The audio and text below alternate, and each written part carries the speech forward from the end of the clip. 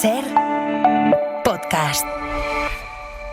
Estás escuchando el abierto de Hoy por Hoy. Cada día analizamos las noticias más relevantes de la actualidad, las claves políticas, económicas y sociales, con las voces de los protagonistas y los distintos puntos de vista de nuestros tertulianos.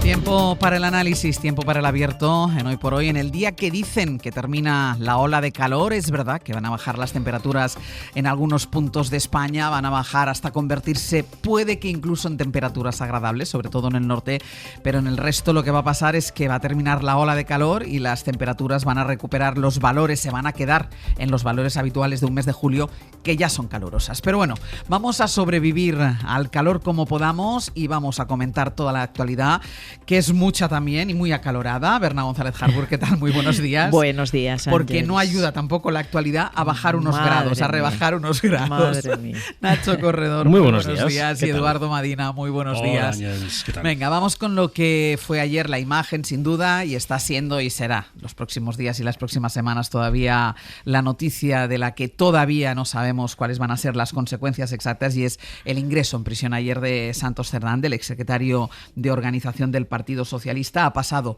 su primera noche en la cárcel de Soto del Real. Recuerden que ayer el juez del Supremo, Leopoldo Puente, decretó esta prisión provisional, comunicada y sin fianza por su implicación en la trama del cobro de mordidas a cambio de la adjudicación de obra pública. Es un auto contundente contra el ex número 3 del partido. El juez sitúa a Cerdán prácticamente como cabecilla, como líder de la trama, y cifra lo que se pudieron llevar en unos 5 millones de euros, y por eso le imputa los delitos de organización criminal, cohecho y tráfico de influencias. Así que vamos a analizar primero el escrito del juez con el que justifica este ingreso en prisión. Miguel Ángel Campos, buenos días. Hola de nuevo, Ángel, buenos días. Claro, porque no es lo mismo que lo que pasó con Ábalos y con Koldo García, que quedaron en libertad después de declarar. En este caso considera el juez lo contrario, porque dice que hay riesgo de destrucción de pruebas, porque de alguna manera Santos Cerdán era el líder, era el cabecilla, él estaba al frente de todo.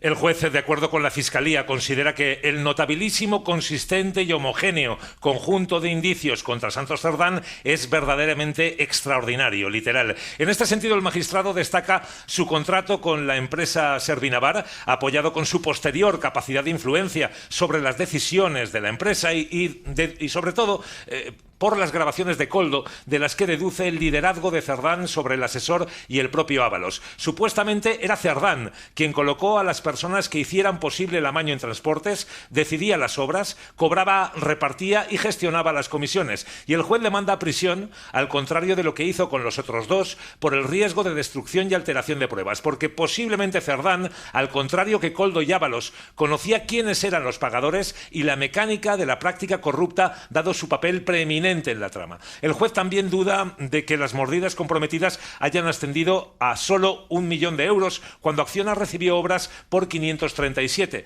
Recalca que si únicamente hubiesen pagado el 1%, un precio ínfimo para este tipo de amaños en otras tramas similares, las coimas ascenderían a 5 millones. ¿Dónde está el dinero si es así? El juez cree que solo Cerdán sabe qué personas físicas o jurídicas lo recibieron, aparte de él mismo, Ábalos y Koldo. Cuando hablamos de personas físicas o jurídicas, puede hacer referencia a un partido político.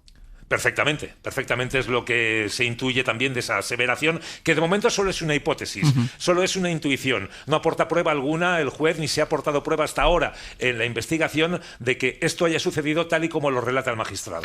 El juez ha mandado Campos a prisión a Cerdán después de haberle tomado declaración, lo pidió la Fiscalía y lo decidió el juez. ¿Qué ocurrió en otros casos parecidos, que todos conocemos y que han ocupado horas y horas también de análisis, como por ejemplo con el extesorero del PP, Luis Bárcenas? Ángeles tardó 5 meses en ingresar en prisión desde que le fue descubierta su fortuna millonaria en Suiza. Nunca se registró su domicilio ni su despacho en Génova y se permitió que el PP destruyese sus ordenadores donde, según el tesorero, guardaba información clave sobre la caja B del PP. Y otra comparación. Imaginemos que Villarejo es Koldo, quien graba, y Cospedal es Cerdán, quien habla. Cospedal reveló a Villarejo obstrucción a la justicia y destrucción de pruebas con aquellas acciones contra la Gürtel y aquellas palabras de lo de la libretita habría que pararlo. ¿Qué pasó? Nada. Cospedal no es que no terminara en la cárcel, es que no fue ni procesada en la operación Kitchen. Y luego hay otro hecho también. El juez dice que debe ingresar Santos Cerdán en prisión por riesgo de destrucción o alteración de pruebas. Hace tan solo 10 días el magistrado rechazó la petición de las acusaciones populares de ese registro a Santos Cerdán, a su despacho o a su domicilio por riesgo o destrucción de pruebas, porque decía que ya con el tiempo que había pasado poco había que destruir en ese instante. Y ahora sí que enerva ese principio, el de destrucción o alteración de pruebas, para enviarle directamente a prisión. Y esperemos también que el juez rápidamente ordene esos registros, porque es cierto que Santos Cerdán está en prisión, pero tiene familiares y allegados fuera de la cárcel que podrían alterar, ocultar o destruir esas pruebas que podrían encontrarse en su despacho profesional, en su domicilio, allá donde fuere. Porque a día de hoy, hasta ahora, todavía no hay esa orden de registro. No, de momento no se ha producido esa orden de registro. Y no se ha registrado todavía ninguna dependencia en la que tuviera posesiones Santos Cerdán. Ninguna, ni su domicilio en Navarra, ni el piso en el que vivía alquilado en Madrid, ni tampoco su despacho profesional en el Congreso de los Diputados o en Ferraz. Pues Campos, gracias, quedamos a la espera de novedades. A ti, buenos días. Ayer, durante el interrogatorio en el Supremo, Cerdán se defendió y dijo que lo que le estaba pasando a él es que era víctima de una persecución política, en concreto de una persecución política por haber negociado con el PNV o con Bildu. Unas declaraciones que han enfadado a los nacionalistas vascos, pero también al PSOE, porque la estrategia es la misma que están utilizando para defenderse en otros casos que les afectan y que sí consideran forman parte de una operación política contra ellos. Guillermo Lerma, buenos días. Hola de nuevo, Ángeles. Y son casos como el de la mujer del presidente del gobierno, Begoña Gómez, o ejemplos como los de la solicitud del juez Peinado de pedir la imputación del ministro Bolaños por falso testimonio. Sí, Cerdán se defendió ante el juez con los mismos argumentos que usa el gobierno para responder a los casos que afectan al fiscal general, al ministro de Justicia o al propio presidente en su esfera más personal, el argumento de la persecución política. No dudó en señalar además a miembros del gobierno como Félix Bolaños para decir que él puede ser la siguiente víctima de esa cacería al haber negociado también acuerdos clave para la coalición. Hay fuentes del Ejecutivo que aseguran que su estrategia, además de nefasta, no tiene ninguna credibilidad, pero el hecho es que la declaración del ex número 3 ha generado un fuerte malestar en el PSOE, porque además de jugar con la credibilidad de parte de su discurso para responder al Supremo, el hasta hace 20 días secretario de organización del PSOE no dudó en involucrar también a los socios parlamentarios como el PNV, a los que Sánchez había dado la orden de proteger para no generar mayor inestabilidad. Con sus palabras, Cerdán irrita una pieza clave que es para el PSOE que pueda aguantar, una pieza como el PNV que es clave para que el PSOE pueda aguantar. Así que esa entrada en la cárcel y su declaración echan de nuevo por tierra el ánimo y parte de la estrategia diseñada por el partido a pocos días de la cita del Comité Federal, el primer hito marcado en el calendario para intentar salir de la situación interna en la que queda el PSOE. Aún así, en la Moncloa insisten en que esto no cambia la hoja de ruta, no habrá crisis de gobierno, cuestión de confianza o adelanto electoral. Eso se esforzaban en repetir ayer en el equipo del presidente, intentando encapsular todo en el marco del partido. Ayer el PSOE esperaba una declaración de trámite, se había preparado para digerir la imagen de su exsecretario de organización haciendo el paseillo hacia el Supremo, pero no el camino a la prisión, así que el PSOE vuelve al estado de shock, que es lo que generó todas las informaciones que apuntaron en un primer momento a Santos Cerdán. Guille, gracias. Hasta luego. Nacho, pensaba el Partido Socialista que nada les podía ya hacer más daño, es decir, después de ese informe de la UCO, después del shock que produjo, como decía ahora Guille, la imputación de Santos Cerdán, su declaración ante el juez, pensaba que ahí ya nada más podía pasar. El ingreso en la cárcel de quien fue el número 3 del Partido Socialista, persona de confianza de Pedro Sánchez, va todavía un paso más allá. Hombre, desde luego quien hasta hace 3 semanas era el secretario de organización, que para entendernos, el secretario de organización de un partido que gobierna, como el presidente y líder del partido está gobernando, el secretario de organización es, a efectos prácticos, el líder del partido, quien manda en el partido, quien tiene poder en el partido. Y desde luego es una imagen que forma parte ya de las fotos de esta legislatura y que van a quedar en la retina de muchas personas. Yo lo que me pregunto es algo que me pregunto desde hace días y desde luego después de ayer sigo haciéndome las mismas preguntas. ¿Tiene el presidente del gobierno la confianza del Parlamento? ¿Qué propósito tiene esta legislatura? ¿Lo tiene? Si la respuesta es negativa o confusa a las dos cuestiones, no sé qué perspectivas hay para los próximos meses. De hecho, si se considera que esa confianza no existe y por eso quizás se opta por no hacer una cuestión de confianza, hay hasta otros caminos antes de convocar elecciones, que es dimitir y es forjar una mayoría en el Parlamento. El Partido Socialista puede proponer a otro candidato y darle un propósito a esta legislatura. La realidad es que hace 1 año y medio el presidente del gobierno estuvo 5 días que llamó de reflexión, planteó un plebiscito interno a su organización y después de esa reflexión señaló que iba a impulsar un plan de regeneración democrática prácticamente sin antecedentes. Y la realidad es que 1 año y medio después no sabemos nada de ese plan de regeneración democrática. La legislatura ha tenido serias dificultades para poder avanzar y hoy la confianza que parecen tener los socios en el propósito de la legislatura está entre interrogantes. Si a lo que ha pasado las últimas semanas le añadimos la animadversión generalizada que había ya en los últimos meses, a lo que se suma ahora cierta confusión, cuando no desconfianza incluso de la mayoría social que sustentaba esta mayoría parlamentaria, la realidad es que no hay ningún escenario en el que imagino qué propósito puede tener desde hace unas semanas esta legislatura. Edu. Bueno,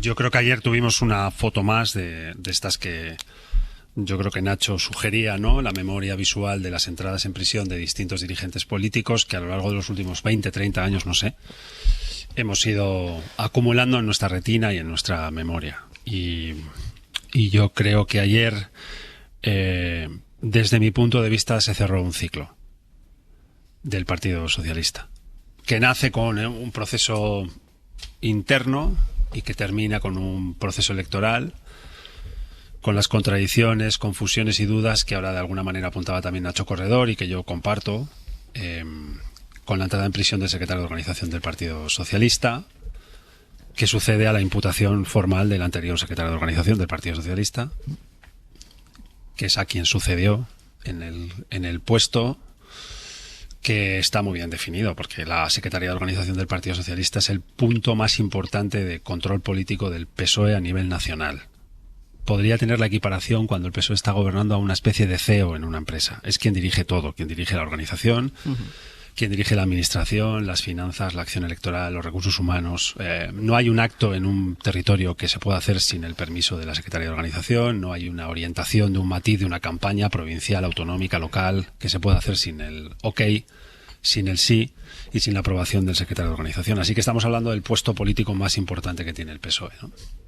Para mí, como militante del Partido Socialista, es descorazonador comprobar que esto ha sucedido en la 5ª planta de Ferraz, que es donde está situada la Secretaría de Organización, el alto mando del PSOE, en cuyas faldas o a cuya sombra ha sucedido una trama de corrupción de estas características, ¿no? Si había alguna duda en alguien, y aun manteniendo todas las cautelas en términos de presunción de inocencia, es verdad que la entrada de ayer de un furgón en Soto del Real con Santos Cerdán dentro lo pone un poco más difícil y da esto que el juez decía, ¿no? Notabilísimo, consistente y extraordinario volumen de indicios y pruebas que recomiendan la entrada en prisión preventiva del que ha sido hasta hace 2 semanas secretario de Organización del PSOE.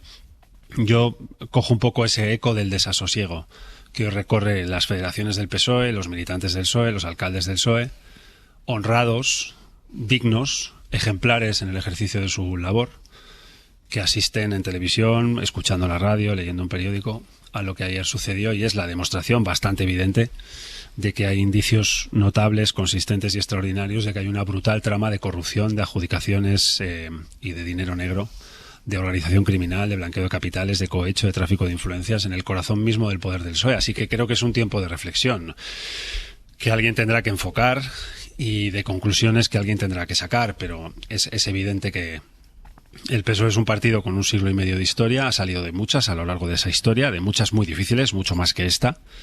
Y yo estoy seguro que también sabrá salir de esta, pero desde luego no se sale solo y no se sale gratis. Se sale con decisiones difíciles, con decisiones de fondo y con decisiones de verdad que conecten con la verdad. No sé cuánto tiempo hay en política conectado últimamente, me refiero en España en general, con la verdad. Cuánto de realidad habita dentro del debate político y cuánto de ficción, de artificialidad, una cierta Netflixización de la política, ¿no? Giros de guión inesperados, narrativas distantes y alejadas de la realidad. Es tiempo de verdad y es tiempo de realidad y es tiempo de conectarte, identificarte con ella y tomar decisiones de fondo, porque creo que esas siglas con tanta historia, pues yo creo que se lo merecen, ¿no?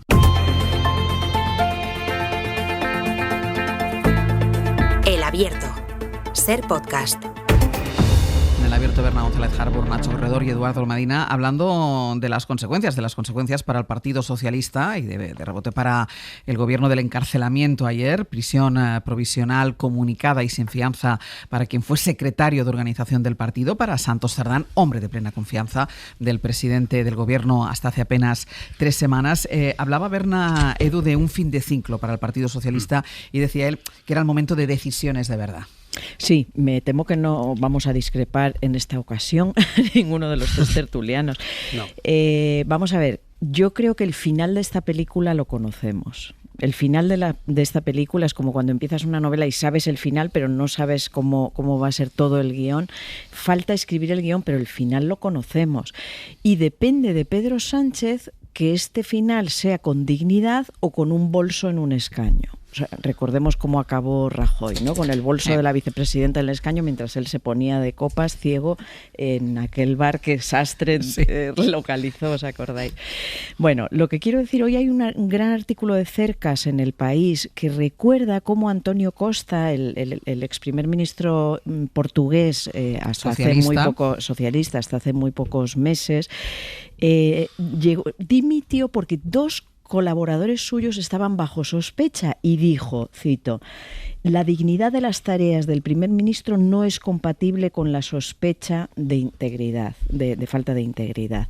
Es decir, y sigo parafraseando a Cercas, no da más de sí esto. Lo ha descrito muy bien Nacho, efectivamente, o sea, no se logran presupuestos, la legislatura está absolutamente bloqueada, el pacto de investidura que se consiguió no ha logrado desarrollarse, especialmente por la deslealtad, yo lo considero deslealtad de socios como Junts o en este caso ahora mismo Podemos está en sus batallas particulares. O sea, no hay manera de avanzar, no hay manera de tener un proyecto, de tener presupuestos. Llegados al caso de corrupción en sí, la estrategia de Cerdán ha fracasado estrepitosamente porque tú puedes ante la opinión pública presentarte como una víctima de una conjura de los jueces contra ti. Puede que cuele ante cierta opinión pública, pero ante los jueces no va a colar y se ha equivocado estrepitosamente con este abogado defensor de la CUP, por cierto, que ha contratado, y es que se ha presentado como víctima de una conjura política por negociar el gobierno de coalición, por negociar con Junts, etcétera. Bueno, señor, ¿de qué me está usted hablando? Si en un audio usted está repartiendo dinero y demás. Entonces, por un lado, esa estrategia de defensa ha fracasado estrepitosamente y por parte del gobierno la estrategia que han asumido, esta vez en boca de María Jesús Montero, de casi ese señor del que usted me habla, o sea, ¿cómo es lo que dijo ayer? Ese señor que no es del PSOE. Una persona que ya no es del Partido Socialista. Idéntico a esa persona de la que usted me habla que dijo Rajoy de Bárcenas. En fin, están fracasando y yo recuerdo, hay que escribir un guión, la película acaba como acaba, escríbanlo con dignidad. ¿La única salida, Nacho, sería la dimisión? Bueno, hay varios caminos. El primero, que al día siguiente de que trascendieran todas estas noticias lo comentamos, yo lo comenté también en la tertulia, es la cuestión de confianza, que es valorar si la legislatura puede tener un propósito. La segunda es la moción de censura. Yo, del mismo modo que exijo la activación de los mecanismos institucionales en un momento de debilidad gubernamental por parte del presidente del gobierno, creo que la oposición tiene una responsabilidad respecto a lo que está ocurriendo que va más allá de mirar desde la barrera la lenta degradación de lo que ocurre. Y la realidad es que el argumento de que está perdida es un argumento que si Sánchez lo hubiera asumido hace 7 años no hubiera sido presidente del gobierno. Las instituciones sirven justamente para construir escenarios deseables. Hay un tercero que es la dimisión. La dimisión no implica la convocatoria de elecciones. La dimisión implica la elección de un nuevo presidente por parte del Parlamento, y ahí se pueden dar muchas casuísticas. Desde luego, el Partido Socialista puede presentar a un candidato que pueda tener la confianza explícita de sus socios, y puede haber otro tipo de soluciones también. E incluso el Partido Popular puede presentar su candidato. Lo que, ante la pregunta ¿cuál es el propósito de la legislatura?, me parece como argumento inaceptable, es resistir porque la alternativa es peor. Eso no es un argumento político. El argumento político es resistir porque tenemos mucho que hacer por España. Resistir porque nosotros no tenemos nada que ver con esto y vamos a demostrarlo. Resistir porque queremos transformar este país. Pero resistir porque la alternativa es peor. Es más, hay alternativas mucho peores, sin duda. Pero también hay alternativas que tú puedes evitar en todo ese camino si efectivamente crees que hay alternativas mucho peores. Por eso, de entre el primer escenario y el último, hay una graduación que además dan el control al propio presidente del gobierno y al propio gobierno de cómo satisfacerlo, de cómo evolucionarlo, ¿no?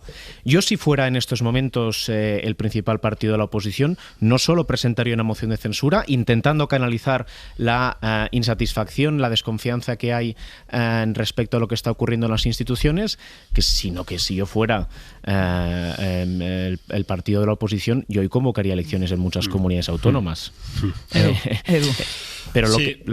Perdona, Edu, pero lo que me sorprende es que hay quien mira desde la barrera que todo se degrade, y hay quien resiste desde dentro viendo cómo todo se degrada. Edu.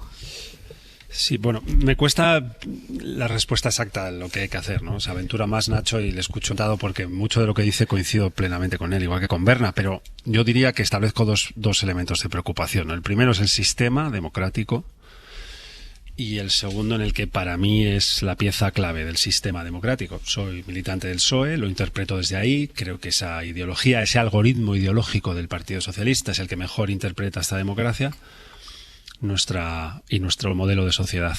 Por eso milito el partido y por eso un día aspiré al liderazgo hace ya más de 10 años, ¿no? Y me preocupa en ese orden, primero lo uno y luego lo otro.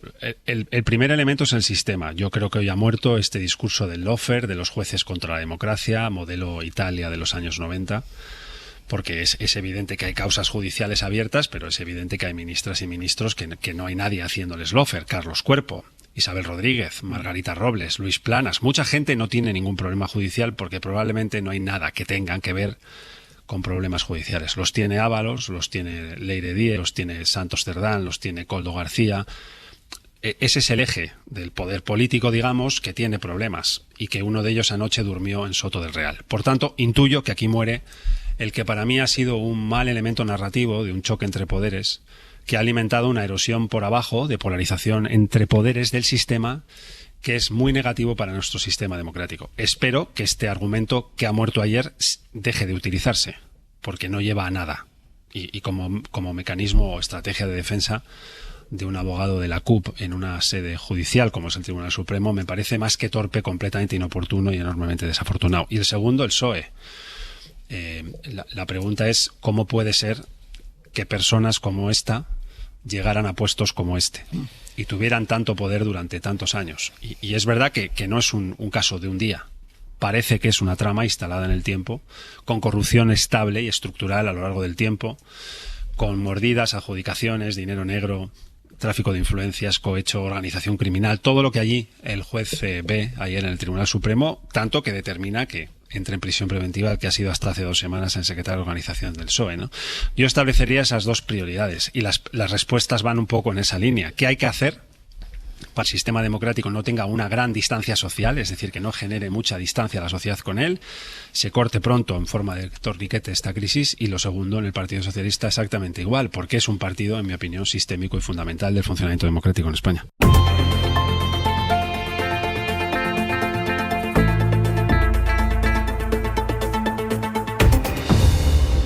Abierto, Berna González Harbour, Nacho Corredor y Eduardo Madina todavía hablando del ingreso en prisión de esta primera noche que ha pasado en Soto del Real quien fue secretario de organización del Partido Socialista, Santos Cerdán, y de la incógnita y las especulaciones sobre qué puede o qué debería hacer el Partido Socialista. Berna, que pedías la palabra. Sí, al hilo de lo que comentaba Edu Madina, que me interesa mucho ese punto de vista porque tiene el dolor de un socialista, ¿no? Y yo tengo muchos amigos también del Partido Socialista y están estos días doliéndose como los votantes pero a lo que quiero subrayar es que la solución no está solo en el PSOE. Es decir, me da la sensación de que Pedro Sánchez y el gobierno se creen que con el Comité Federal de este fin de semana que se va a celebrar, con un cambio de caras, con ciertas decisiones drásticas, con más programas de regeneración. ¿Cuántas veces hemos oído hablar de programas de regeneración? Que no sé si era Nacho que citaba los 5 días de reflexión.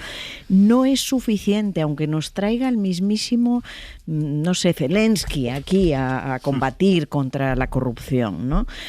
No es suficiente. Hay muchas capas en las que se puede actuar, en las que se debe actuar, y desde luego creo que no están actuando por el momento. Una es el gobierno. ¿Por qué? Yo de verdad me planteo como ciudadana ingenua, igual me diréis, ¿por qué no dimiten algunos ministros? O sea, quiero decir, formar parte de un gobierno en el que ha albergado este nivel de corrupción y de un partido que tiene la corrupción metida hasta la quinta médula, pues es muy vergonzoso a día de hoy si se prolonga esta situación. El Congreso. ¿Qué está haciendo el Congreso? ¿Qué están haciendo los miembros del Congreso?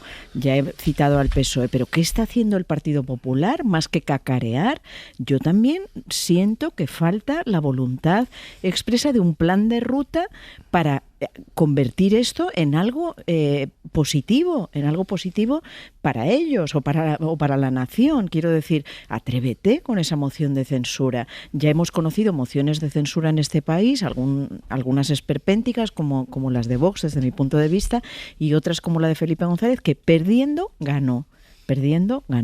Y quiero decir que el señor Feijóo podría elevar ciertas propuestas a este país más allá de derribar el sanchismo y convencer a gente, si no para conseguir todos los votos necesarios, sí para conseguir al público que luego en unas elecciones lo consiga. Y luego el nivel de las comunidades autónomas. Nacho también lo subrayaba, la posibilidad de ciertas elecciones. Lo que pasa es que no creo que todas puedan convocar elecciones. Pero bueno, digamos que la mayor carga de la prueba no está en el PSOE, que también está en el gobierno y está en el Congreso con todas sus fuerzas. Nacho pide la palabra, pero déjame por ir introduciendo elementos y como señalaba el Partido Popular, también a los socios, al Congreso, en definitiva, sobre cuáles son los pasos a seguir. De entrada, el Partido Popular, que ya saben, ayer habló de imagen dantesca cuando describía la entrada de Santos Cerdán en la cárcel. Ana Fernández Vila, buenos días. ¿Qué tal, Ángel? Buenos días. Sabemos, a través de las redes sociales de Alberto Núñez Feijóo, que va a convocar o va a mantener contactos con los socios del gobierno para ver si activan algún tipo de movimiento.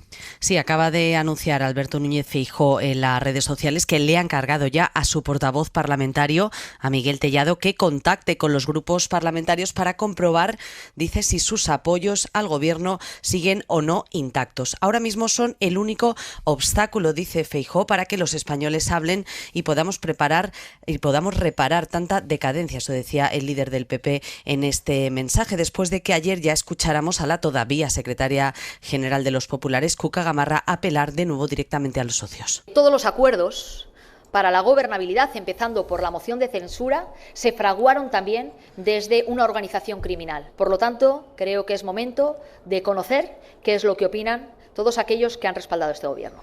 Defienden en el PP que es insostenible que Sánchez siga en Moncloa. Creen que este nuevo giro de guión no solo es un salto cualitativo, sino que es un paso que acorrala ya, dicen, de forma definitiva al presidente. Y se agarran, de hecho, a los populares, ¿no? Como escuchábamos a Gamarra, precisamente a la estrategia de Cerdán ante el juez de presentarse como negociador clave de Sánchez para alcanzar y conservar la Moncloa. Si Sánchez es presidente, dicen, es gracias a Cerdán, y si cae Cerdán penalmente, creen que Sánchez debe caer políticamente, pero como comentábamos, por ahora se limitan a pedir elecciones y a elevar la presión sobre los socios.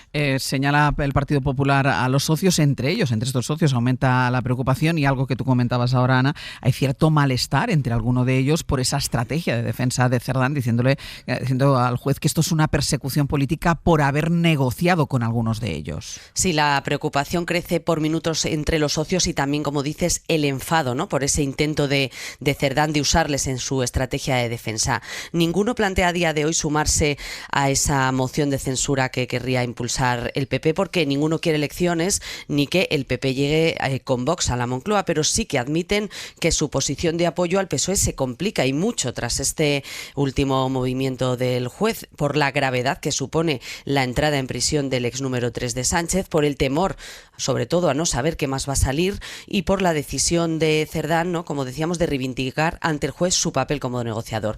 Desde el PNV o Bildu, por ejemplo, se apresuraron ayer a desvincularse del exsocialista y avisan de que, y desde Esquerra Republicana avisan de que la corrupción es una línea roja. Por su parte, Sumar ya ha anunciado que se va a personar como acusación popular y urgen al PSOE a tomar medidas. Es cierto que no se plantean salir del gobierno, pero sí avisan de que el escenario ha cambiado. Esto decía ayer Lara Hernández. Nos obliga, claro, a una reflexión, y con respecto a la decisión que se ha tomado, que caiga quien tenga que caer. Desde Fuera Podemos es quien más eleva el tono, como es habitual. Esto decía ayer Irene Montero. Yo creo que lamentablemente nos queda mucho por ver. Bipartidismo es corrupción. Insisten los morados en dar la legislatura también por muerta, pero ni con esas, nos dicen, unirían sus votos a la derecha. Ana, gracias. A vosotros. Vamos a hacer mención aparte a uno de los socios, que es el PNV, porque ayer, contando sus negociaciones con ellos, vinculó, Santos Cerdán, cuando le contaba al juez, vinculó a los nacionalistas vascos con el empresario, dueño de Servinavar, que es la compañía que la UCO señala como clave en esta trama de cobro de mordidas. Radio Bilbao, Isabel León, buenos días. ¿Qué tal, Egunon? Lo que dijo Cerdán es que el empresario guipuzcoano Anchón Alonso, vinculado a Servinavar, es quien influyó en el PNV para que apoyaran la moción de censura con la que Pedro Sánchez consiguió llegar al poder, aunque el partido lo niega por completo y están enfadados y acusan a Santos Cerdán de mentir en su declaración. Espero y deseo que no haya nada, dijo hace unas semanas el Lehendakari cuando anunció revisar 10 años atrás, justo cuando se creó Servinavar, todas las contrataciones realizadas. Obviamente preocupa lo que digan Ábalos y Koldo, pero sobre todo Cerdán, quien, no olvidemos, ha tenido un contacto muy estrecho con el PNV. Acordaos, por ejemplo, de ese caserío en el que Antonio Ortúzar facilitó el contacto de Cerdán y de Jordi Turull, por ejemplo. Así que en esta cuestión nadie termina de fiarse, visto lo visto. Fuentes gelchales desmienten cualquier mediación de Alonso en la decisión que el EBB tomó el 31 de mayo de 2018 reunido en Vitoria. Anchón Alonso no es afiliado, nos recuerdan, por tanto resultaría ridículo, dicen textualmente, que hubiera podido influir en la ejecutiva gelchale para tomar esta decisión. Eso sí, que no sea afiliado no quiere decir que en Sabin Etxea no conozcan al empresario. Cree el PNV que la estrategia de defensa de Cerdán se basa en la mentira. Admiten una única reunión con el exministro Ábalos y con Cerdán para escuchar y para explorar la posibilidad de apoyar la moción de censura, que el sí se decidió en el seno del EBB, nos dicen, de forma soberana, y rechazan por ello los intentos, aseguran, procedentes de diversos ámbitos de vincularles con el caso Cerdán. Isabel, gracias. Un abrazo. Nacho. Bueno, yo quiero seguir al hilo de una reflexión que hacía antes Eduardo Madina sobre las consecuencias que tiene lo que está ocurriendo para el conjunto del sistema democrático, y que la prioridad debe ser la protección del propio funcionamiento del sistema democrático. La virtud de la moción de censura que presentó Pedro Sánchez hace 7 años fue justamente que a través de la alternancia se regeneró la vida pública española ante la sensación generalizada de que la corrupción estaba instalada en el conjunto de la política. Era una de sus principales virtudes. Y justamente por eso todo lo que estamos viendo cuestiona el ADN a través del que se construyó esa legislatura. Totalmente. Y creo que justamente por eso, por las virtudes que tuvo y por las virtudes que han tenido los últimos 7 años, la resolución política a esta crisis debe hacerse desde la misma lógica de intentar que el sistema democrático no salga dañado como consecuencia de las actuaciones de estas personas. Yo insisto de nuevo en plantear una pregunta que de momento no tiene respuesta, y eso es inquietante. ¿Cuál es el propósito de la legislatura?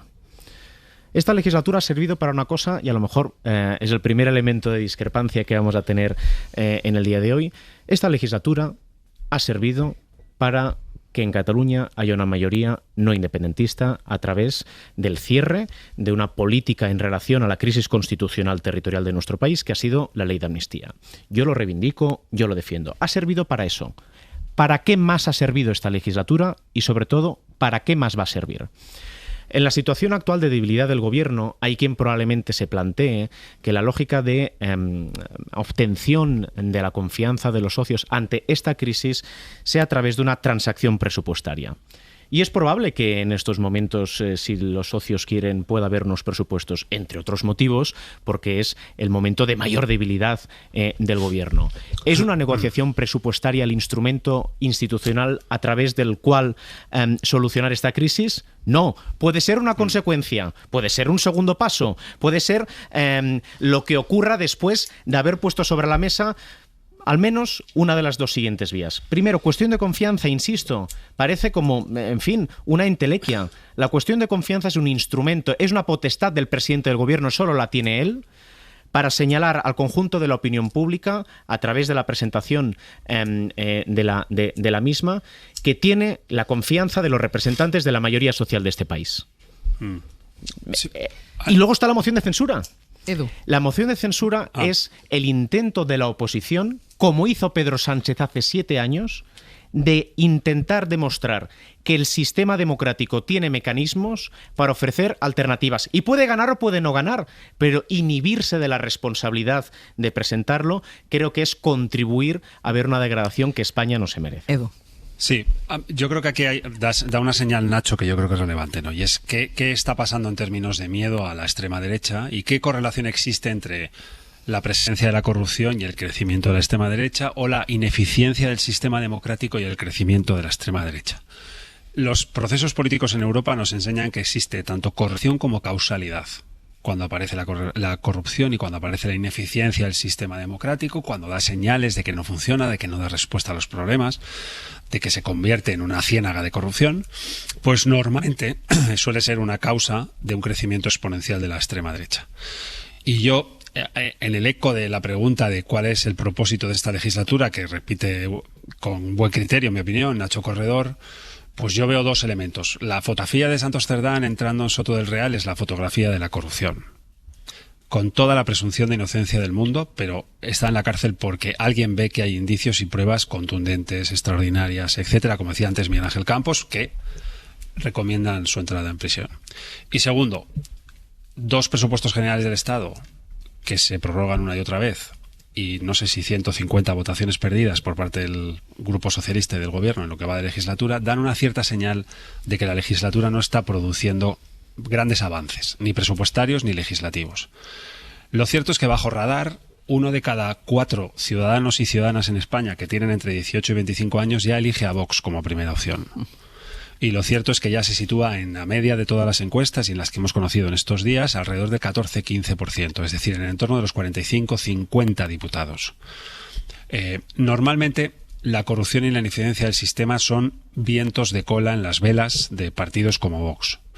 Y último elemento, el debate este de que ahora mismo unas elecciones podría significar un cambio de gobierno hacia la derecha o la extrema derecha. Yo siempre creo que los políticos no son los dueños del voto de los ciudadanos. El voto de los ciudadanos es el dueño de los políticos. Y ese eje conviene no perderlo de vista. En el Abierto, Berna González Harbour, Nacho Corredor y Eduardo Marina, con el análisis todavía de la situación en el Partido Socialista, con esa novedad esta mañana de ese inicio de ronda de contactos que ha pedido Alberto Núñez Feijóo a Miguel Tellado que haga con los socios de gobierno para sondearle sobre su nivel de apoyo al gobierno. Berna.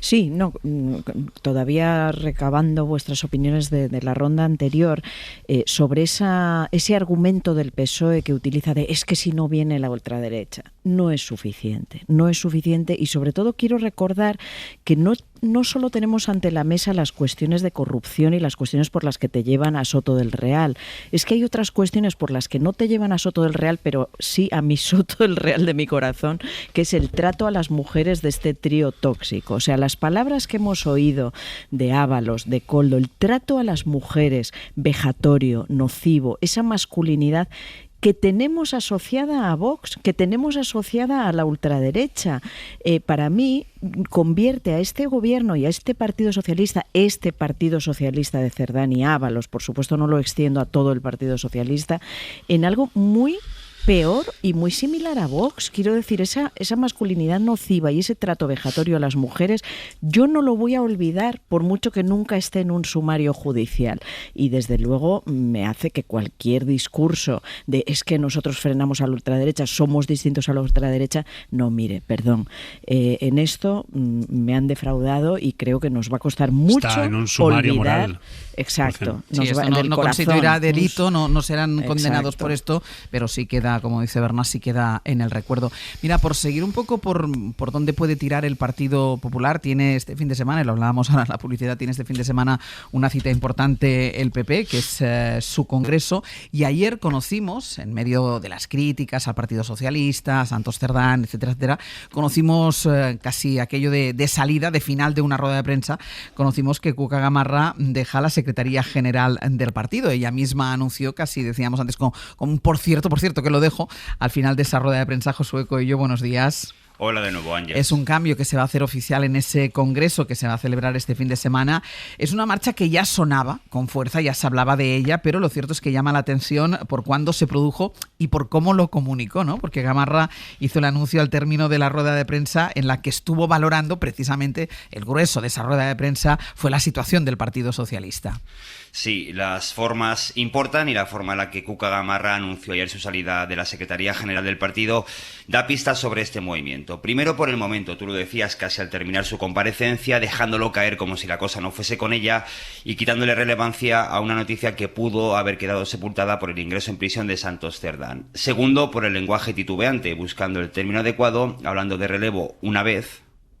Ahora toca otra etapa distinta. Y en este sentido, yo lo que le he planteado al presidente es la necesidad de un relevo. Pero también una segunda y hasta una tercera vez. Que toca relevo, que pido relevo y que en ese sentido le corresponde a él decidir quiénes son las personas más adecuadas y en qué sitio para abordar el futuro que tenemos por delante en unas crisis importantes desde el punto de vista político que está viviendo nuestro país. Pero ese relevo no era sino un eufemismo para que no pareciese lo que es, que Feijóo quiere a su lado otros perfiles más duros como el de Miguel Tellado, claro favorito para ser relevo de Gamarra, o el de Esther Muñoz, nombre que suena para ocupar la portavocía parlamentaria. Perfiles que dan idea del PP que saldrá de su congreso de este fin de semana. Un PP donde se impone el núcleo duro, un PP preparado para ir al choque de cara al otoño, un PP en definitiva, Ángels, que es como esos clubes de fútbol que ratifican al entrenador antes de anunciar, como hizo Gamarra ayer, un relevo. Josué, gracias. A vosotros. Eras tú quien decías en la publicidad, Nacho, lo de las fechas, porque es verdad que este fin de semana hay ese congreso del que va a salir este PP, del que nos hablaba Josu, con un perfil más duro todavía. Bueno, ya les conocemos, porque ya están en la escena política y en la escena pública, pero es verdad que ahora quizá ocupen unos cargos de responsabilidad más elevados dentro del partido, y un PPD que quiere con este congreso pues salir más reforzado y con más argumentos para presentarse con esa alternativa. Claro, pero es un PP que sigue sin presentar la moción de censura.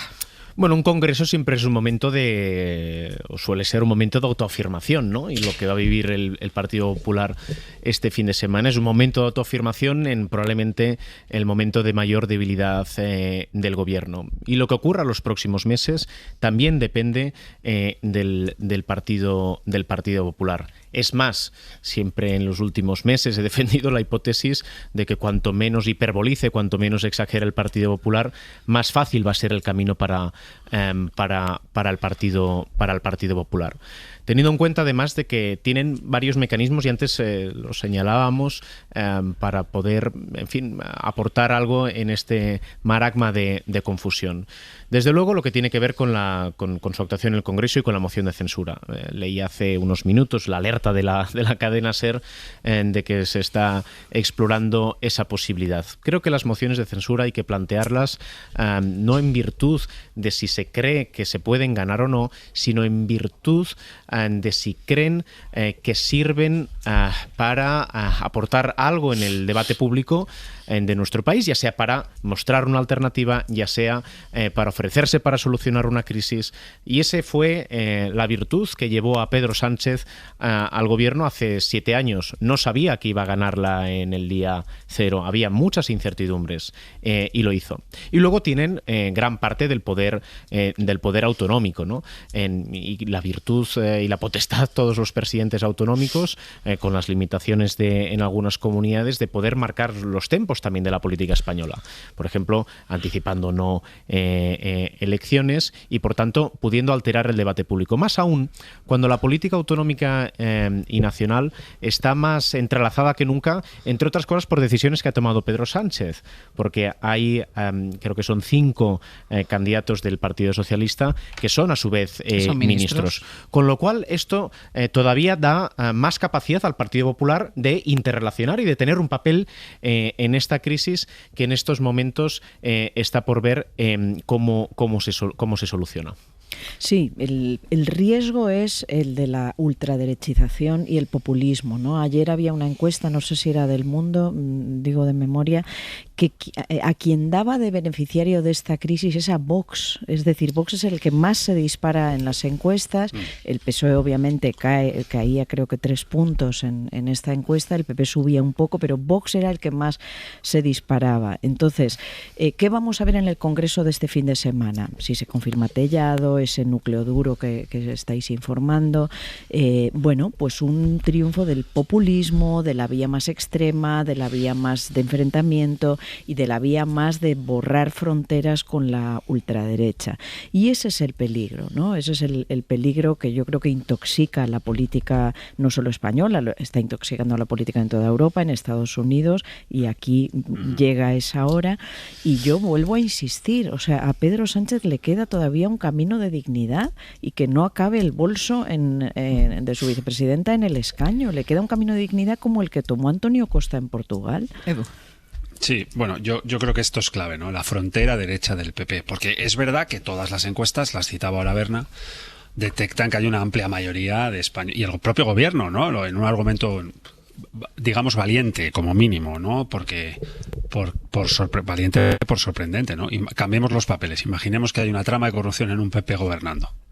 Y alguien del PP gobernante con una trama de corrupción debajo dice, no, mire, no convocamos elecciones porque si hubiera una convocatoria electoral habría un cambio de gobierno. ¿Qué pensaríamos nosotros? Pues con más razón, porque hay una gran mayoría que hay un cambio de gobierno que incluso usted reconoce que hace usted gobernando contra las mayorías. Primera pregunta, ¿no? Por tanto, invalidante el valiente y sorprendente argumento que se utiliza a veces, pero esta es la clave. ¿Qué va a hacer el PP en el actual estado de circunstancias geopolítico global, europeo y nacional, con su frontera derecha? Más allá de si ponen a este catedrático de la finura y de la elegancia que es Miguel Tellado como secretario general en Génova, quién va a sustituir a Cuca Gamarra y quiénes van a ser las principales voces, los portavoces hombres y mujeres que llevan el discurso del Partido Popular. La clave es qué va a hacer el Partido Popular con su frontera derecha. ¿Va a permeabilizar con la ideología de Vox, sí o no? ¿Va a defender su proyecto autónomo de Vox, sí o no? ¿Tiene un proyecto para España, sí o no? Más allá de que este gobierno se vaya, de que el PSOE desaparezca, etcétera, etcétera, ¿tiene algo que decir sobre el futuro de la ciudadanía española hoy, en el año 2025? Bueno, pues yo creo que de eso va el Congreso, ¿no? Pero principalmente a mí, el núcleo de la respuesta viene de cómo imagina, cómo piensa, cómo gestiona esa frontera derecha, que en mi opinión es uno de los principales problemas que tiene hoy, no solo España, sino en toda Europa, porque es un proyecto profundamente antidemocrático que es el que representa Vox. Siguiendo con las coordenadas geopolíticas que apuntaba Eduardo, la realidad es que el Partido Popular y el Partido Socialista llevan muchas décadas gobernando juntos en la Unión Europea, y a la Unión Europea no le ha ido mal. Es más, podemos afirmar que es el mejor proyecto político donde más derechos y libertades hay. Y desde luego, en el espacio liberal conservador, desde hace ya mucho tiempo, hay tensiones respecto a cómo se enfrentan a aquellos que cuestionan la esencia del propio proyecto europeo. Está la vía que yo creo que es la de referencia para ese espacio político, que es la vía de Donald Tusk en Polonia. La vía de Merz es otra, pero también es una vía a tener en cuenta. Y la realidad es que lo que no queda claro exactamente cuál es la vía de Feijóo, porque desde luego la vía de Merz apunta hacia un camino que es hacia el de una entente entre quienes han construido el proyecto europeo, que por cierto, eso en algún momento podía significar un espacio vacío, un significante vacío, pero si nos tomamos en serio lo que está ocurriendo, desde luego no es no es absurdo entender el porqué de la importancia de eso, ¿no? Déjenme que demos más detalles de algo que les contábamos ahora a las 9 de la mañana, porque esta madrugada dábamos de hecho por cerrado la incidencia que había habido a la última hora de la tarde, de inicio de la noche de ayer, con los trenes que iban hacia el sur, Madrid, Toledo y Andalucía. Se había interrumpido el servicio, pero creíamos que todos habían llegado con mucho retraso, algunos de ellos, pero que todos habían podido llegar a su destino. Y la verdad es que esto no es así. Vamos a ver cuál es el mapa de incidencias ahora mismo. Edu Hernández, buenos días. ¿Qué tal, Ángels? Buenos días. Sí, esta incidencia que tuvo lugar ayer por la tarde-noche afecta a los tres operadores, Renfe, Wigo e Irio. De hecho, Adif está recomendando a todos los pasajeros que se pongan en contacto por ellos para ver qué opciones tienen. Como decimos, ayer cayó la tensión en las vías por un problema en la catenaria y ahora mismo se ha vuelto a decretar la suspensión de la circulación porque hay dos trenes que todavía no han podido ser rescatados. Además de Sevilla, las relaciones de larga distancia con origen o destino Málaga, Granada, Cádiz y Huelva, así como las de media distancia con origen o destino Toledo y Puerto Llano, Ciudad Real, todas ellas están afectadas. Ahora mismo no se están moviendo trenes, pero Adif nos acaba de decir que sí que se está consiguiendo mover uno de ellos. Esto va a facilitar la recuperación de lo que queda de tramo afectado. Lo que sí, van a tener que volver a cortar la tensión en las vías durante unos minutos para acelerar esos trabajos de recuperación. Y Adif reconoce que hoy va a ser un día complicado y que va a haber muchos retrasos. Pero ha habido dos trenes que han pasado la noche en las vías. Exacto. Que no han podido ser rescatados y se está intentando trabajar en ello. Iremos informando de cualquier novedad. Nos lo vas contando. Lo que vamos a hacer es irnos a la estación de Atocha, estación de origen o destino de muchos de los pasajeros que cogen esos trenes hacia el sur. Agustín Rodríguez Sahagún, cuéntanos cuál es la situación en Atocha. Buenos días. ¿Qué tal, Ángeles? Buenos días. Pues bueno, ahora mismo decenas de viajeros que lo que están haciendo es esperar, mirando pues permanentemente a las pantallas, a ver si sale algo más de información. Por el momento lo que se ve es que son 10 trenes que iban a salir entre las 8 menos 20 de la mañana y las 9 y 35, en los que ya se puede leer claramente ese letrero rojo de demorados.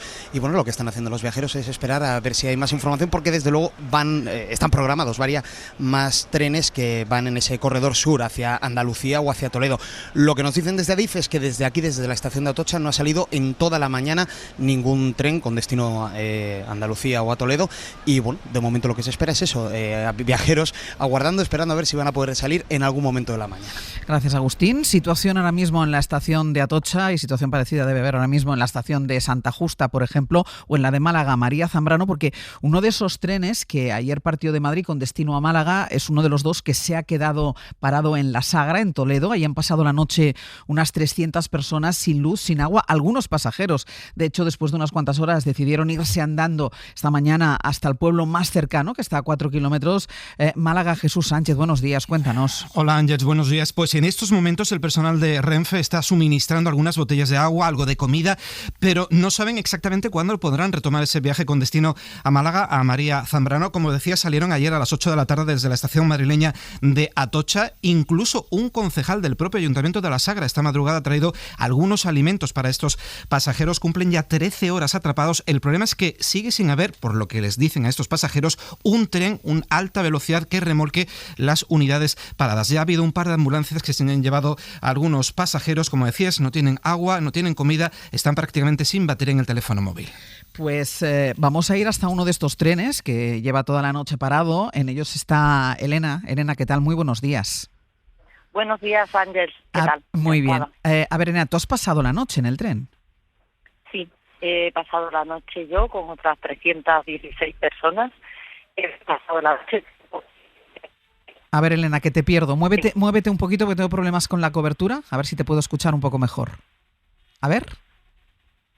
No, tenemos problema con esta. Vamos a intentar recuperarla porque son 2 trenes que de verdad, o sea, les habíamos perdido la pista porque pensábamos, esta mañana dábamos nosotros por rescatados a todos los pasajeros. Es verdad que algunos que tenían que llegar a las 9 de la noche a Madrid o a María Zambrano o a Santa Justa llegaban a las 4 y pico de la madrugada, pero se daba por hecho de que la avería había sido subsanada, que durante un tiempo había habido dificultades con el trayecto porque al estar los trenes parados y al haber caído la tensión de una catenaria solo se podía circular hacia el sur en una de las direcciones, pero pensábamos que todos los trenes habían sido rescatados y como están escuchando y como ahora nos iba a relatar Elena, que tiene problemas con la comunicación, hay trenes que han pasado la noche, hay 2 trenes que han pasado la noche. Precisamente es el rescate de estos trenes el que está dificultando primero la recuperación de la tensión y después el rescate de estos 2 trenes que está dificultando que se pueda reanudar la marcha desde Madrid hacia el sur o desde el sur hacia Madrid.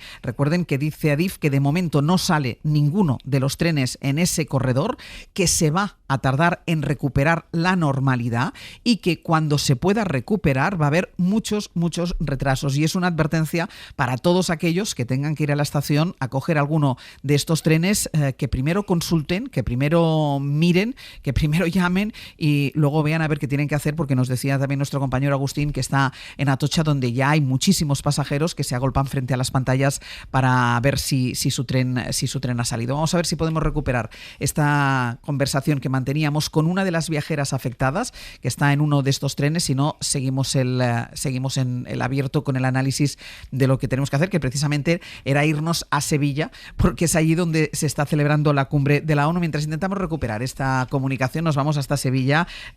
Victoria García, ¿qué tal? Muy buenos días. Hola Ángeles, muy buenos días. Cuéntanos cómo está la situación allí, porque ayer destacábamos sobre todo que en esta cumbre lo que no habla mucho de ella o de lo que pueda salir de ella es la ausencia de la delegación de los Estados Unidos, ningún representante de la delegación de Donald Trump, y ha sido el presidente francés Emmanuel Macron quien ha puesto como ejemplo de este problema las guerras comerciales, ¿no? Como la que ha iniciado Donald Trump contra medio mundo y que esto está perjudicando y mucho a la ayuda al desarrollo. Claro, Ángeles, porque si tienen que dedicar dinero a esa guerra comercial, a cubrir los aranceles, a las guerras también militares que hay en marcha, a defenderse más y mejor, pues no queda dinero para otras cosas. Sería un poco el resumen. Estas cumbres de la ONU tienen de bueno que sirven para denunciar las necesidades de las sociedades menos favorecidas. Mayormente lo que hemos visto aquí, africanas y latinoamericanas, reclaman más ayuda para proyectos, para solventar la enorme deuda externa que les come los pocos recursos que tienen, para temas educativos, sobre todo para temas sanitarios. ¿Dónde es necesaria esa ayuda? Ursula von der Leyen ponía las cifras. Last year, development aid worldwide stood at just over $200 billion.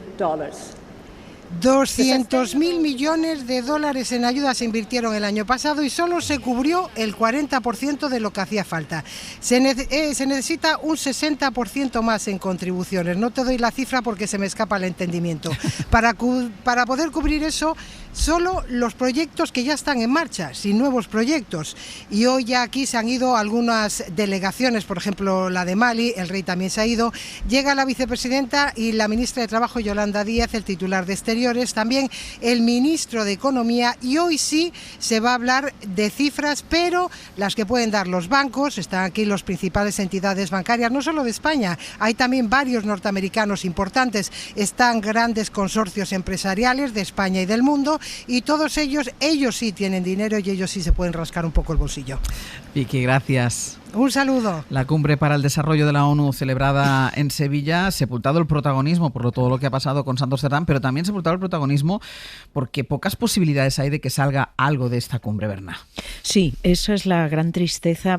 Lo de Cerdán no, la verdad es que no impacta, por fortuna, en un... No, impacta en la repercusión que pueda tener lo que esté pasando ahí. Por desgracia, lo que sí impacta en la ayuda al desarrollo y en la financiación que tan necesaria es la disminución brutal de la ayuda por parte de Estados Unidos, ¿no? Creo que era Borrell que decía que el hombre más rico del mundo, que es Elon Musk, ha decidido la muerte y la penuria de los niños más pobres del mundo, ¿no? Ya la ayuda al desarrollo venía disminuyendo desde 2024, pero en este 2025 va a caer abruptamente. Son más países que Estados Unidos también los que van disminuyendo. Y bueno, decía ayer un editorial del País, o sea que los necesitados de hoy serán los combatientes de mañana o los migrantes de mañana. Es decir, si creemos que podemos encapsular la realidad de estos países, mirar para otro lado, ignorar sus sufrimientos, nos equivocamos, porque aunque solo fuera desde un punto de vista pragmático, nos va a repercutir. Estamos en un mundo global, el calentamiento provoca la pobreza ya exacerbada de muchas de esas poblaciones, y todo nos va a llegar a nuestras costas, y nos va a llegar en forma de muerte, en forma de necesidad, en forma de exacerbación de la ultraderecha, en fin, no muy buenas noticias. Edu. Sí, por eso, por lo que dice Berna, y por contracíclica que parezca esta cumbre en Sevilla, en esta era de la crueldad, que hombres fuertes que mandan mucho y saben mucho y ordenan matar mucho, Netanyahu, Putin, Trump, han decretado una era de la crueldad aparentemente incompatible con la era de la solidaridad, ¿no? Hubo un momento de esperanza en el cual aquel viaje hacia a la doctrina de Monterrey, los objetivos de desarrollo del milenio, parecía posible que a través de una narrativa de cooperación y de solidaridad era posible acercar las condiciones de vida de un norte desarrollado y un sur de países empobrecidos, ¿no? Y creo que este tono contracíclico que tiene esta cumbre le dota de mayor valor, porque poner en valor hoy el sistema multilateral de la ONU y la cooperación internacional en un mundo en el que no está de moda, porque están de moda las guerras, los cohetes, la financiación de otro tipo de ideas, pues a mí me parece que bienvenida sea, ¿no? Ojalá de esta cumbre salga aquello que muchos esperamos, y es un giro en los vientos del ciclo y sea de nuevo una era de solidaridad. Nacho. No, en este contexto es donde adquiere mayor relevancia lo que significa la reivindicación de la Unión Europea y la lógica que ha llevado a la Unión Europea a ser el espacio político que es. Lo vimos también hace unos días. Y también es, en fin, gracioso no sería lo más preciso, es llamativo como pues en este caso Macron está intentando, dado que Sánchez fue quien polarizó la semana pasada con Donald Trump, Macron en esta cumbre lo ha intentado hacer y contraponer modelos. La realidad es que entre Sánchez, Macron, Donald Tusk o Merz hay un hilo conductor, y es que representan esa lógica de cooperación y de multilateralismo y de defensa de las democracias liberales, que en estos momentos está tan cuestionada y que en el fondo hila tanto y tan bien en relación a todo lo que hablábamos anteriormente. ¿Por qué es importante mantener la confianza en las democracias liberales? Para que no se abra paso justamente quien cuestiona las bases sobre las que hemos funcionado durante mucho tiempo. ¿Por qué es importante reivindicar la necesidad de que los Macron, los Merz, los Sánchez de toda la Unión Europea tengan capacidad no solo una lógica macro, sino una lógica micro en la política diaria, de tejer en diagnósticos compartidos y de construir un camino que defienda lo que significamos en términos de derechos y libertades? Porque no es que la alternativa no es que sea una abstracción, una entelequia, algo que somos incapaces de visualizar. Está aquí, tiene cada vez más poder, está en el corazón de alguna de las democracias más importantes del mundo, como son los Estados Unidos, y si la Unión Europea y sus dirigentes y los ciudadanos no tenemos la capacidad de exigirles salvar un camino propio y mantener y reivindicar las virtudes de lo que se ha construido durante los últimos 50 años, pues probablemente nos dirijamos hacia caminos que justamente en la Unión Europea nació para querer volver a que existan, ¿no? Hay una última cosa que todavía quiero poner sobre la mesa, vamos a tener poco tiempo para comentarla, pero es que la actualidad va a tal velocidad que, por ejemplo, algo que hubiera abierto a lo mejor hoy el informativo está casi para cerrarlo, que es esa primera jornada de huelga de jueces y fiscales. Son unos paros convocados por las asociaciones conservadoras contra las reformas propuestas por el ministro Félix Bolaños. Es una huelga convocada para los próximos próximos días, hasta el jueves, y es la primera de las jornadas de este paro. Pedro Jiménez, buenos días. ¿Qué tal, Ángeles? Buenos días. El motivo de la huelga, decías que las asociaciones consideran que los cambios del Gobierno en el acceso a la carrera judicial y a la Fiscalía atentan contra la independencia de este poder, exigen al Ejecutivo que ponga freno a esos cambios y que se reúna con representantes del Poder Judicial para negociar futuras modificaciones. Pero eso parece imposible porque estas medidas, dice el Gobierno, son imprescindibles para modernizar la justicia. 8.000 jueces y fiscales están llamados a la primera de las 3 jornadas de huelga convocada por todas las asociaciones, salvo las 2 progresistas, contra la ley Bolaños de acceso a la carrera judicial y contra la reforma del Estatuto del Ministerio Público que entrega la dirección de las investigaciones penales al fiscal. Ha habido 5 paros y huelgas anteriores a esta, Ángeles, pero ninguna como esta, lo que da una idea de la lucha de poderes de la que hablabais antes en el abierto con Eduardo Madina. Los convocantes advierten de que la ley Bolaños, tú lo decías, es un ataque a la independencia judicial porque prima el sesgo ideológico, y en el caso de la reforma de la Fiscalía subrayan que sí, que se aumenta el poder del fiscal general de cara a las investigaciones penales, pero no se incluyen medidas que potencien su independencia y su autonomía frente al Gobierno. El Consejo del Poder Judicial ha advertido de que no hay base legal para esta huelga, pero los convocantes han fijado servicios mínimos y han establecido canales confidenciales para que los jueces y fiscales que se sumen a la huelga lo puedan hacer sin, exponerse públicamente a ello. Pedro, gracias.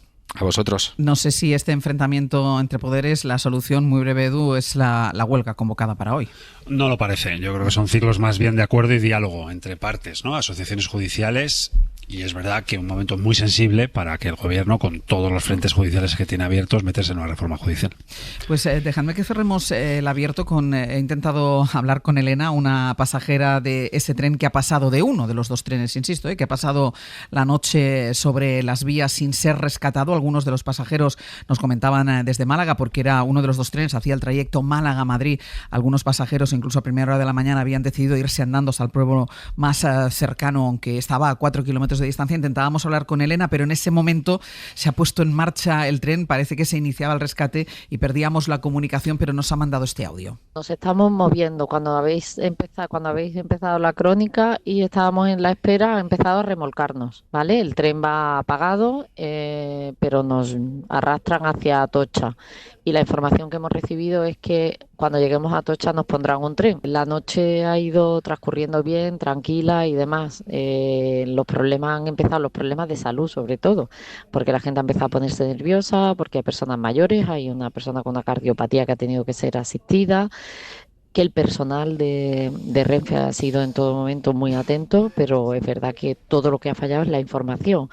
La primera explicación era un fallo de la catenaria y solamente teníamos un tren delante, luego eran ya 2 trenes por delante y 2 trenes por detrás, luego era que nosotros nos iban a dar prioridad para remolcarnos, pero no, luego vimos circular durante toda la noche trenes en la vía paralela en doble sentido, unos iban a Madrid, otros iban a Sevilla, pero nosotros hemos seguido quedándonos allí toda la noche, en ningún momento se ha priorizado sacar a las personas que estábamos tiradas en la vía.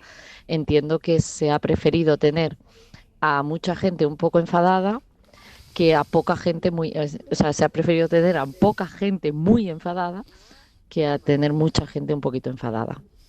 Es la crónica, podríamos decir, una gran crónica sí. de una pasajera de uno de estos trenes, de Elena, quien agradecemos que nos haya contado cuál es la situación. Trenes que empiezan a ser remolcados, que han pasado la noche sobre las vías, y recordemos que ahora mismo está interrumpido el servicio de alta velocidad entre Madrid y el sur, Toledo, Málaga, Sevilla.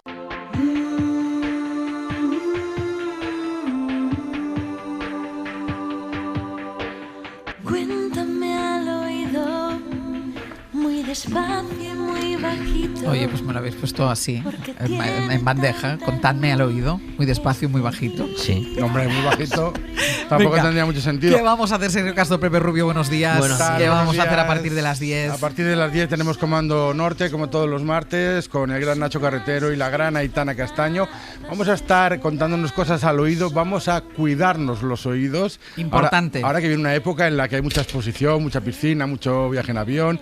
Bueno, vamos a hacerlo con el doctor Ignacio Alcalá, que por cierto, aparte de experto, es sordo de un oído. A lo mejor por eso se hizo experto. Quizás por eso, nos lo va a contar esta mañana. Bueno, pues mis experiencias con Chema Rodríguez a partir de las 10:30. Esta mañana vamos a conocer en Benidorm a Antonia, tiene 75 años. Con 15 montó una galería de arte y con ella vamos a vivir la transformación de una ciudad, del pueblo pesquero que empezó siendo, a la urbe que es en la actualidad. Qué bueno. ¿Qué más?